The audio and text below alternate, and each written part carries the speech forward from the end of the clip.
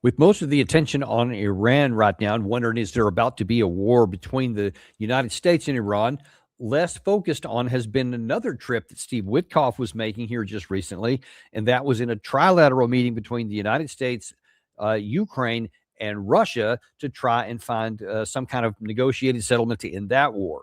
There's probably a good reason why you haven't heard much about that, because it was kind of a pointless effort, just like nearly everything else has been, because until the two sides, generally the two sides, Ukraine / Europe and Russia, until everybody's willing to operate from the same set of facts and understand what the reality is on the battlefield, there's not going to be much hope for any kind of negotiated settlement.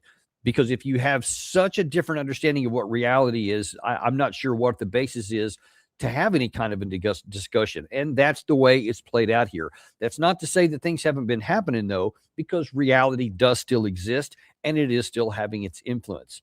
The United States, however, is trying to do some things with the power that it has. I just don't know really what the plan is, what the strategy is, because a lot of these things seem very disjointed and they don't seem to be moving towards any kind of identifiable objective. What a surprise that is.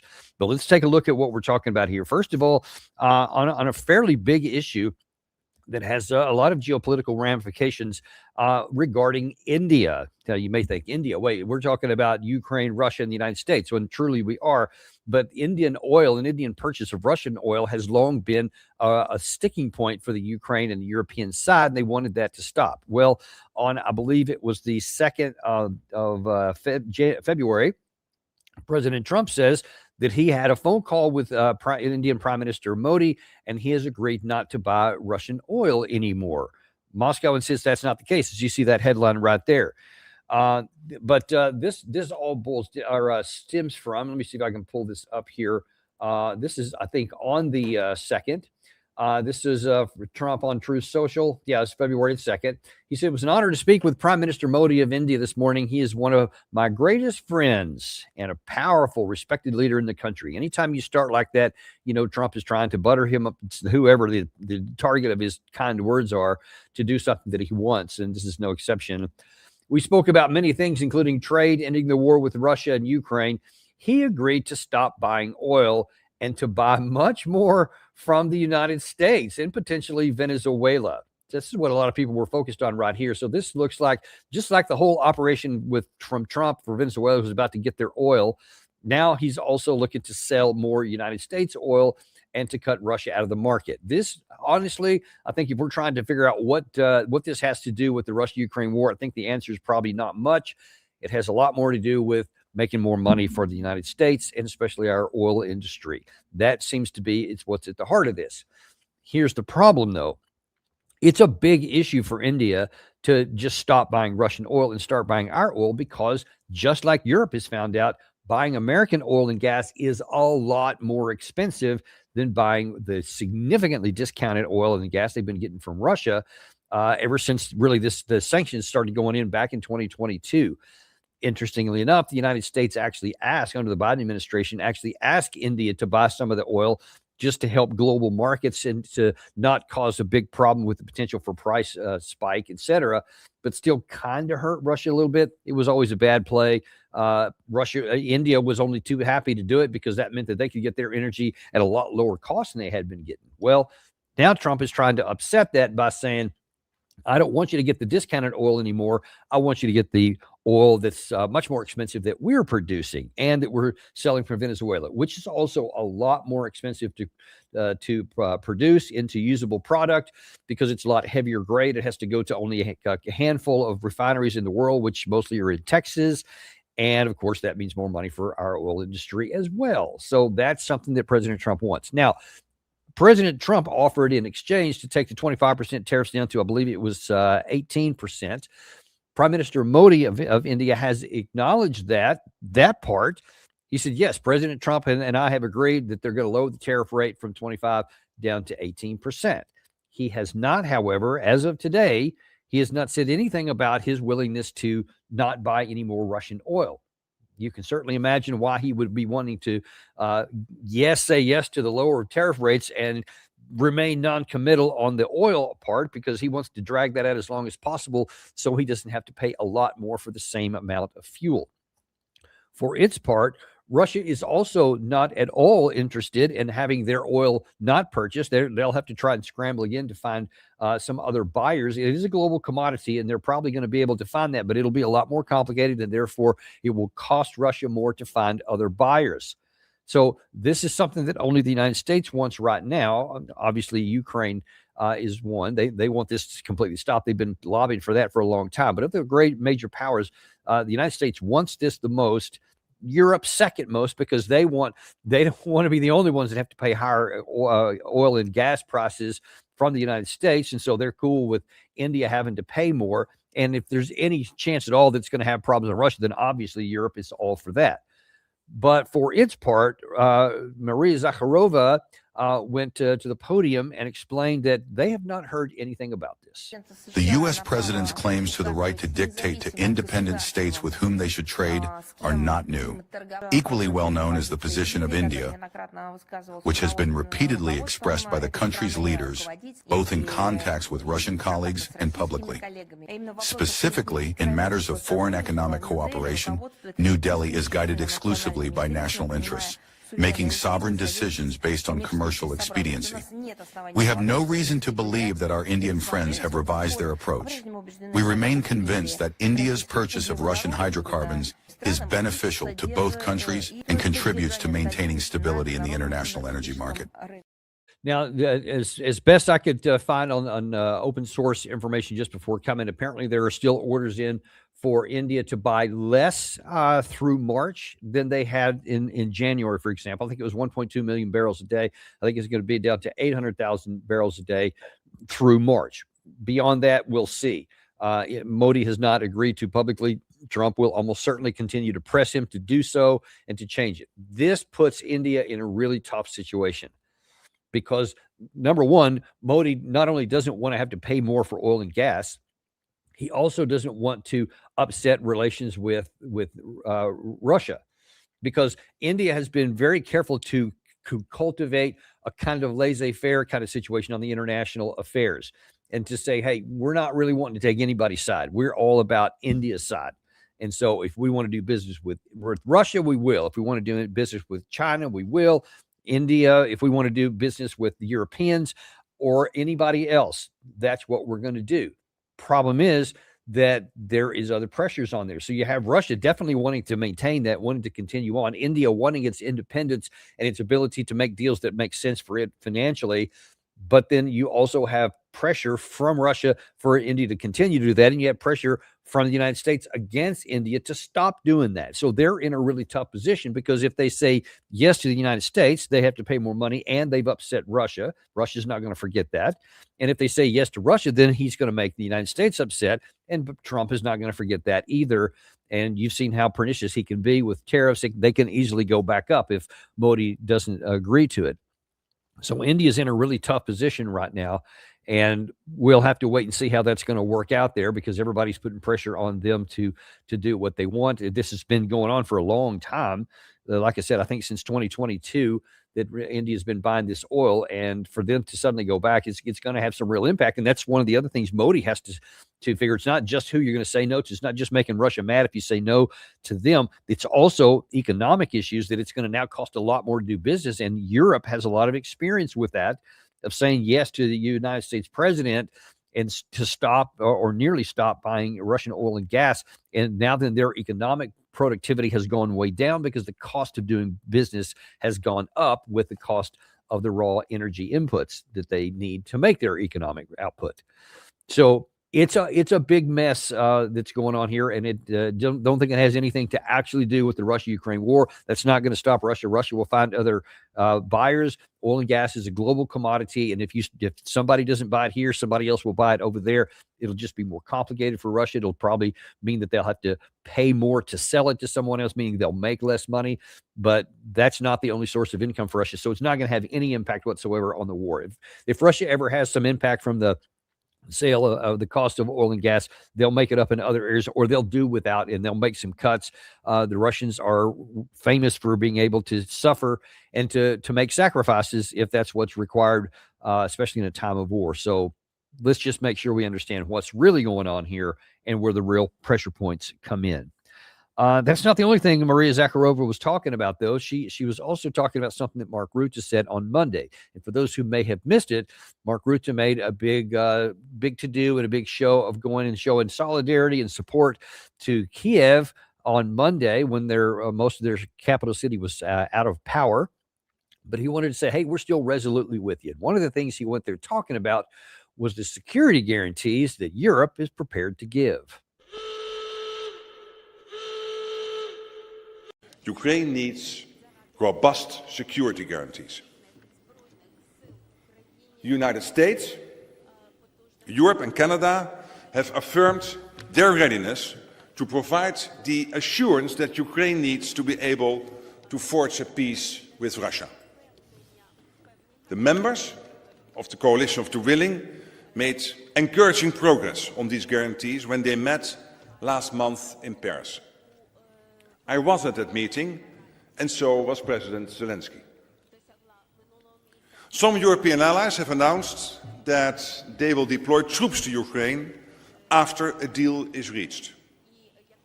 Troops on the ground, jets in the air, ships on the Black Sea. The United States will be the backstop. So we've talked about this a lot earlier in the week, so I won't belabor the point. But, I mean, it was always some fantasy to say that there's going to be Western ships or planes in the air, boots on the ground, and ships in the Black Sea, all in Russia's backyard. The idea that Russia would ever agree to any of that is just nonsensical. That's what we said earlier in the week. Well, Maria Zakharova today actually put that to rest and gave an authoritative answer. On February 3rd, NATO Secretary General Rutte appeared in Kiev, distinguishing himself with yet another aggressive statement to the effect that after a peace agreement is reached in Ukraine, certain troops, armaments, aviation, and naval forces from the so-called Coalition of the Willing will immediately appear on the territory of this once prosperous country. All of this, of course, consists of undisguised plans for carrying out a foreign military intervention. That is exactly what this must be called. For us, this is categorically unacceptable.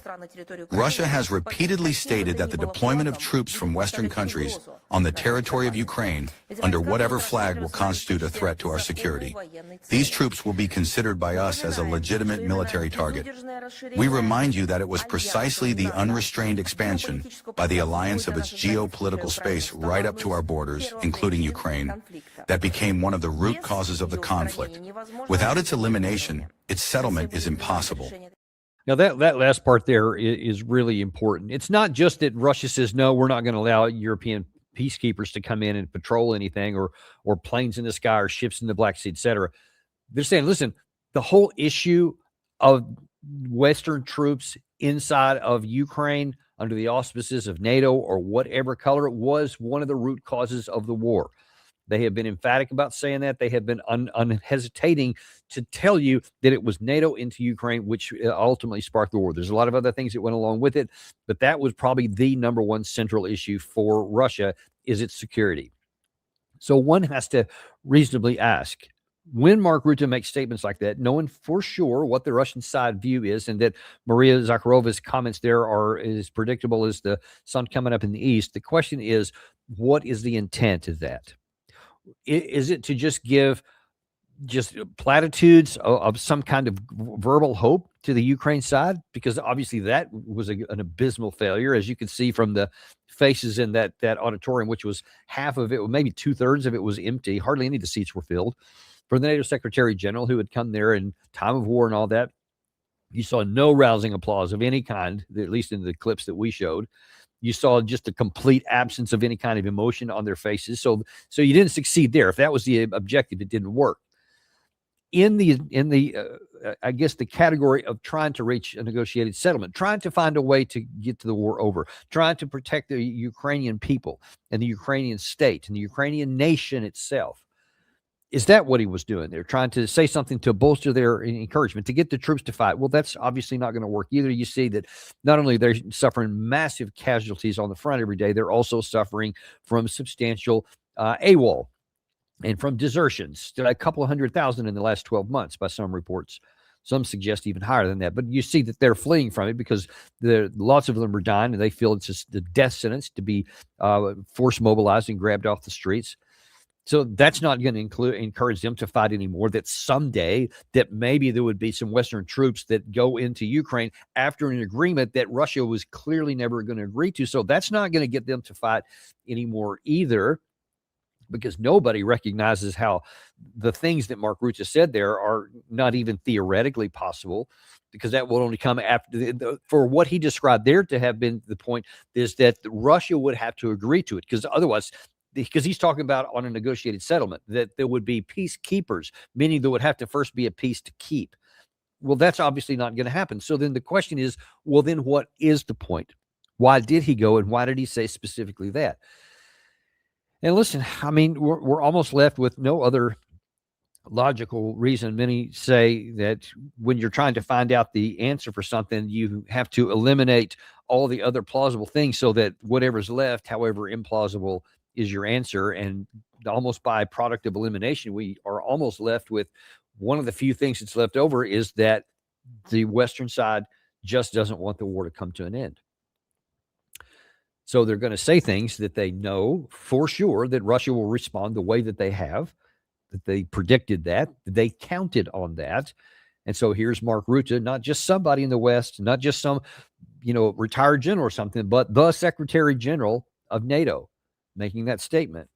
And then it got the expected result from the Russian side, meaning that whatever happened during this round of talks this week in Abu Dhabi with Jared Kushner, with Budanov from Ukraine, from all the different people that were involved from the Russian side, it didn't mean anything. It was just another exercise in just killing some time. Russia's understand that. They seem to be okay with it. They seem to be saying, look, this is just the way it's going to work. We've made our position very clear. We have not changed our conditions. We have not changed our positions. And you guys can do whatever you want to do. Meanwhile, every day, we're continuing to destroy the Ukrainian armed forces in the field of battle. They're continuing to just eviscerate the state's ability to function as a state, with the destruction of their energy infrastructure, a destruction of their ability to heat homes in this very, very difficult winter, one of the most difficult one of the war so far. 500,000 people have been forced out of the capital city because there's just not enough electricity and energy and heat to go around. And so that's where the Russians are on this. The question that does need to be answered, though, is what is the West's play here? If it's like many have suggested, well, they started all this because if the war continues on, then that means Russia keeps getting hurt. Okay, I mean, I think that was a terrible thing to do, because in order to hurt Russia, you are getting, an entire generation of men wiped out in Ukraine and their territory destroyed, and a lot of it lost permanently to the Russian side. I mean, so that seems kind of unethical and immoral, but I mean, there is some truth to it, because it did have some negative impact on the Russian side. Well, now that has been substantially mitigated, and now then Russia has kind of gotten inured to it. It's just kind of background noise now. They're used to this level of sacrifice because they think that the existential threat and the cost is something that they're willing to pay that price. And they've gotten, I mean, we should be honest about it, they've gotten comfortable paying that level of price.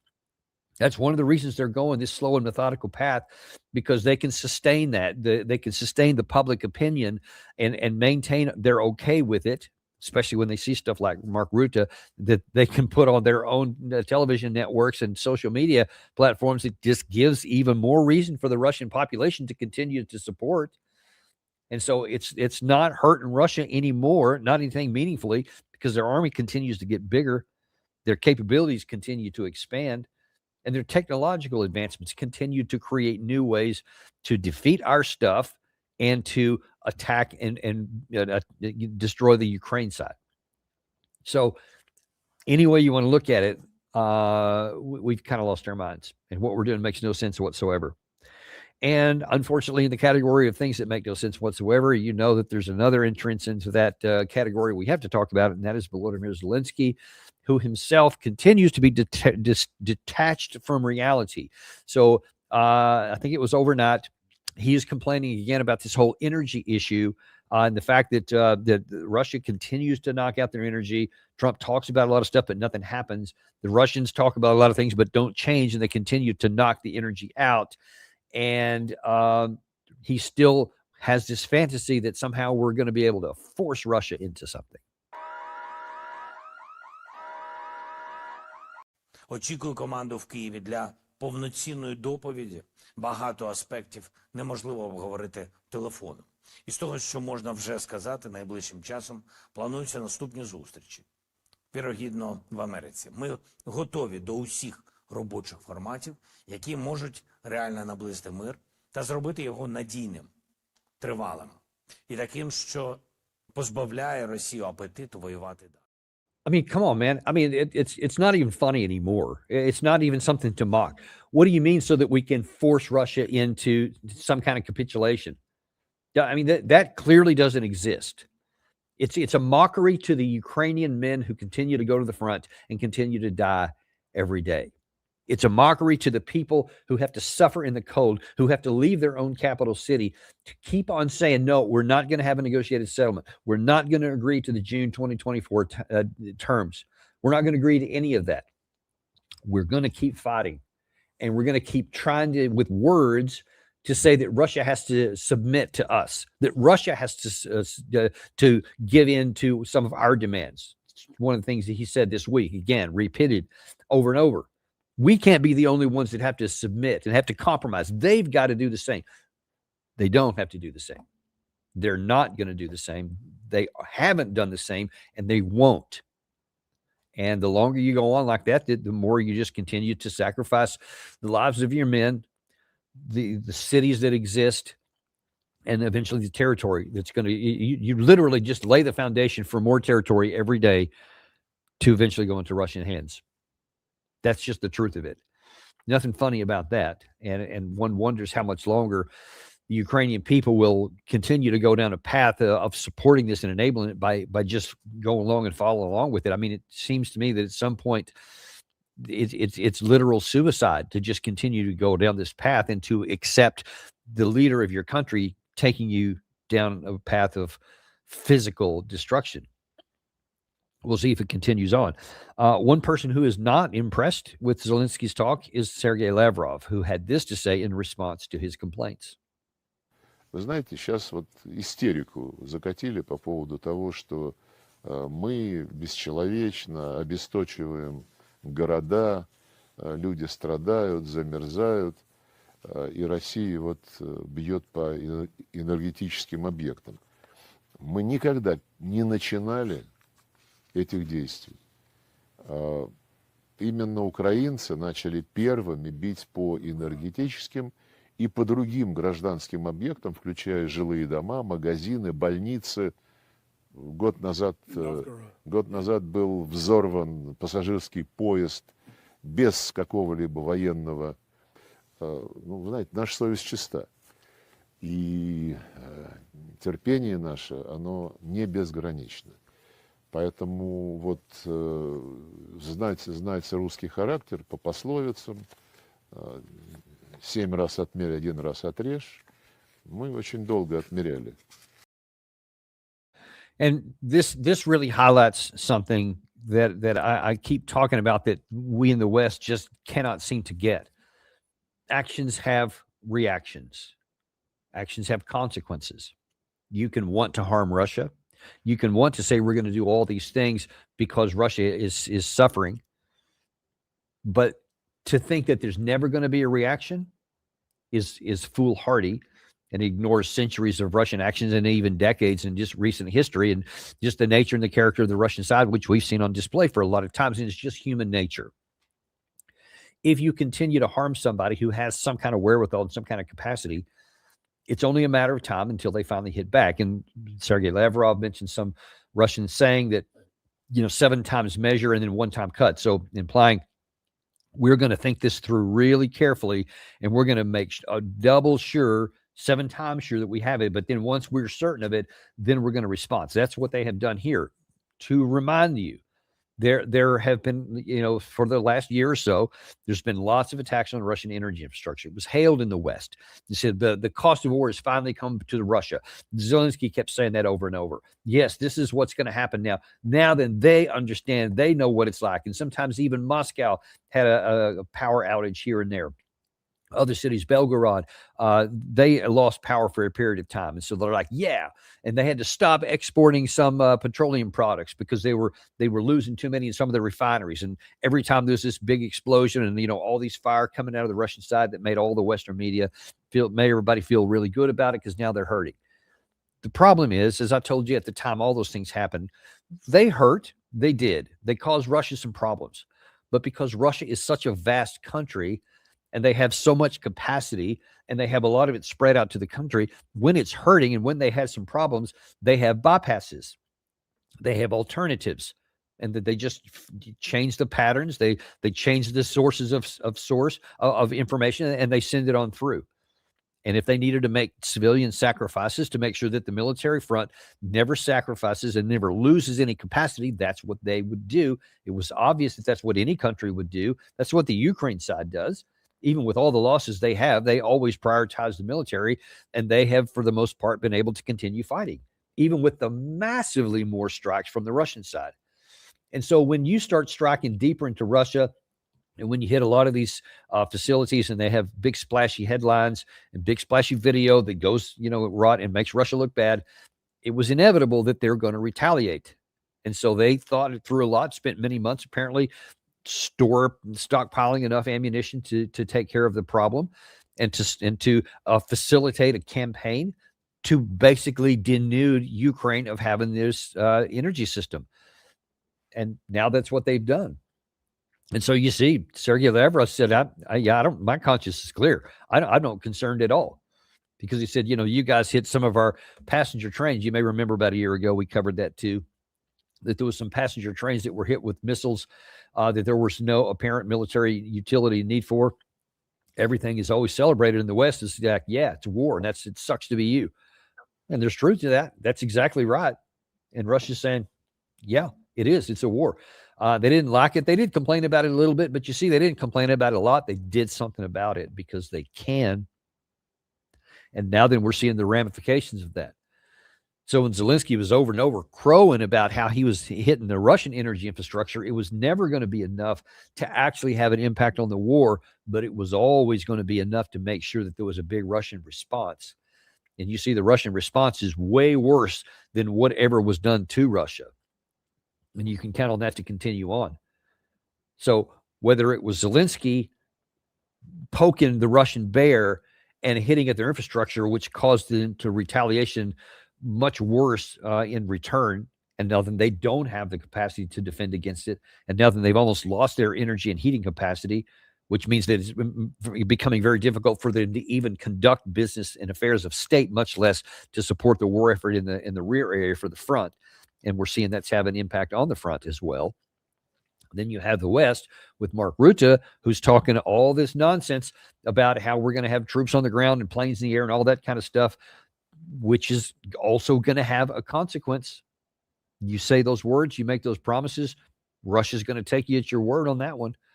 And they're going to have resourced opportunities to move forward. So all this together means that there's not going to be an end to the war diplomatically.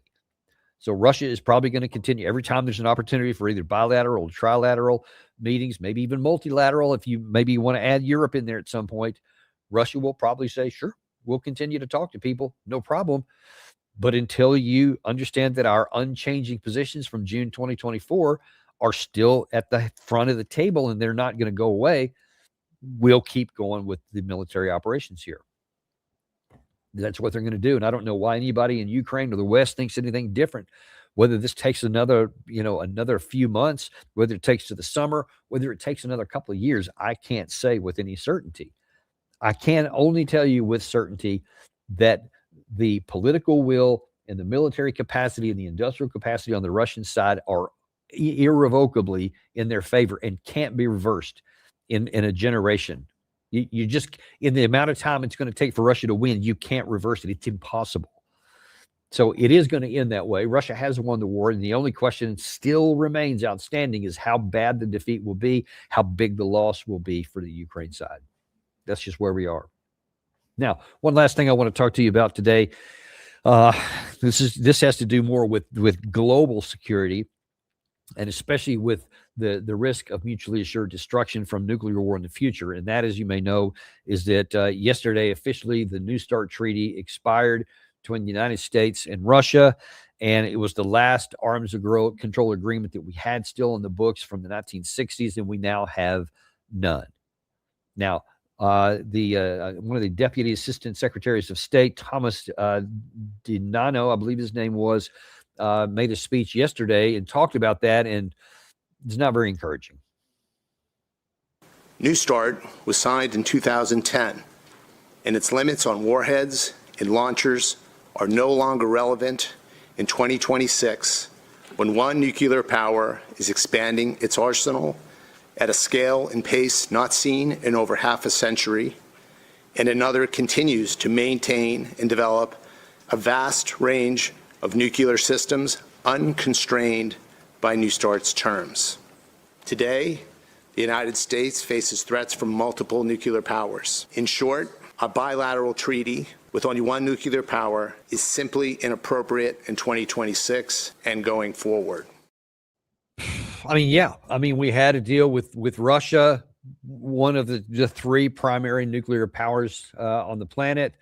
And yeah, I mean, why not just let it go? Because China exists over here, and China has somewhere around 600 nuclear warheads. The United States and Russia have around 4,000 each. I think there's a total of 6,000 when you add those that are decommissioned or that are in storage. And you're worried about the guy who has, and you're saying that because the guy who has 600, who had 300, and they're on a buildup program, it's not clear how far they're going to go, but they're expanding their nuclear arsenal. So instead of saying, hey, you know what? Let's keep this with the side that has 4,000 nuclear warheads. Let's keep that in place here so we have some constraints here. And how's about we start negotiating something for the current terms? Because he is right. There has been a lot of changes since that deal was signed, I think, in 2010. And let's bring China into this as well. It's in everybody's interest. And with some deft diplomacy and some wisdom, there is a deal that could be had because it's in everybody's interest to limit these things. Everybody wants to protect their national interests. Everybody, all these powers, they want to have their nuclear deterrent to prevent anybody else from coming to them, but they also don't want to become on the receiving end of these things. So they want to take some kind of diplomatic action and treaties that can limit the threat. So there's reason to do if you're willing to have some sanity and have some wisdom. And instead, we just have a bunch of blather and just a bunch of nonsense statements. Oh, well, it's they're not meeting it, and this other power, China, is not meeting it, so we don't do it. And the terms are not what they were in 2010, so there's no point in doing that. So, and you do nothing and let it go. Russia offered and said, look, they also recognized we needed to update the terms because the conditions have changed. It's self-evident. That is true. He's right on that point. Russia said, how's about we just extend it for a year? And in the meantime, we'll start the process of then having these negotiations because they take some time. If a year's not enough, we get to the end of that, we can extend it again. We'll all stay within the terms because that benefits the United States, that benefits Russia, and there's mutual benefit there. So now then we keep the constraints where they were. But no, very similar to how when Trump got out of the JCPOA, the Iran nuclear deal in 2018, and said, no, we don't like some of the terms, so we're going to get rid of all of them, and there are going to be no constraints. We see how that worked out. Now we've done it again. That's exactly what he's done here. Categorically, it's the same thing. I don't like the terms that were on here, so we didn't get out of one. This one, we just allowed it to expire, but the net result is the same. We proactively, intentionally chose not to have a negotiated settlement, not to have a treaty that would protect our interests, because we have this arrogance that, you know what, I want to be free. I don't want to have any constraints, and we'll still be able to deter them, but I want to be free to do whatever I want to do. I don't want any constraints. I think that's what's at the heart of this. And I just pray to God that doesn't come back and bite us in the ass one of these days, because, JCPOA is one thing, but an actual nuclear treaty is something else, because now then, and we've already seen with some of these other treaties that we allowed to expire or that we abrogated on our own, Every one of them worked out against us. The Oreshnik only came as a result of us getting out of previous negotiations that we had with the Russia or the Soviet Union. The intermediate nuclear missile, for example. Now then, we just gave Russia the opportunity because we complained at that time. Oh, well, China's not part of that. And so if they're not part of it, we don't want to be part of it either. Well, then make them part of it. Change the conditions. Expand the membership of it. Because if you're wise, everybody has some reason to benefit of that too. Everybody wants to be safe, but they can be. Everybody wants to have their own national defense secured, and they can, but they also want to have a world where the threat and the threshold for use stays low. But when you do what we've done, now then you've given incentive and opportunity for your adversaries to do what they did. You've given incentive for Iran to advance its nuclear stockpile after 2018. They did. You now have given Russia opportunity and motivation to expand their intermediate nuclear missile capability, and they did. And now here we are with this New START treaty. The last one that was on the books, you've allowed that one to expire here, and it's only a matter of time before people are going to say, well, there's no constraints for us either. So we're going to continue on. That is harmful to us. It's harmful to mankind because it lowers the threshold for potential use. We want to increase the threshold so that it's less likely to get used. But our actions here are so short-sighted and arrogant that because we don't want to be constrained, we're oblivious to the fact that we're also lifting any restraints on our potential adversaries. And that's just where it is, folks. It's not good. Man, I wish I could tell you that there was better news for this, or that, we're going to talk some other. Trump has made a couple of comments about wanting to have some new negotiations. He's talked about periodically wanting to have some with Russia and China. Great. I hope that he actually goes back and revisits that and starts to do it. But this is the worst way to do it, by allowing what you had to expire when it had every opportunity to expand. And then it would be a lot easier. Then you could graft in something else, and then you had something to work with, which we could go here. Now then, you have to literally start from scratch. And so the amount of political will you've got to have and the political capital you have to expend. And now then it's going to be a lot more difficult to get Russia to agree to anything, because everything has to be created from scratch. And you got to try to bring China into it. And the trust in the United States is like at historic low, certainly in my lifetime, since basically the 1900s. Like I'm talking like the early 1900s, the end of the 19th century. From World War I on, the trust in America has never been lower than it is right now. And that makes any kind of a negotiations so much more difficult. That's the world we live in, folks, though. We're unintimidated and uncompromised, and we're going to bring that to you as well, because you deserve to know the truth. There is a path forward.